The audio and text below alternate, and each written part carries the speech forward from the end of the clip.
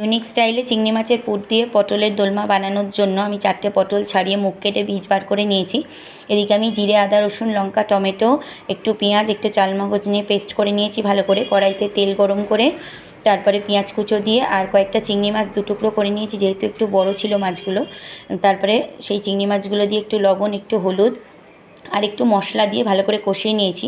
নিয়ে নামিয়ে ফেলে আমি পটলগুলোর মধ্যে ওই পুরগুলো ভরে দিয়েছি। দিয়ে তারপরে পটলে নুন হলুদ মাখিয়ে একটু ভেজে নিয়েছি।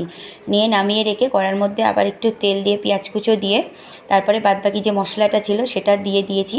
তারপরে আমি লবণ, মিষ্টি, একটু গরম মশলা, একটু টক দই আর একটু পোস্ত দিয়ে ভালো করে নেড়েচেড়ে কষিয়ে নিয়েছি। নিয়ে পটলগুলো দিয়ে একটু কষে নিয়ে তারপরে মশলার জলটা দিয়ে দিয়েছি। দিয়ে তারপরে শুকিয়ে গেলে নামিয়ে ফেলেছি। তো আমার রেডি। এভাবে তোমরা বানিয়ে দেখতে পারো, এটা খুব ভালো লাগবে খেতে।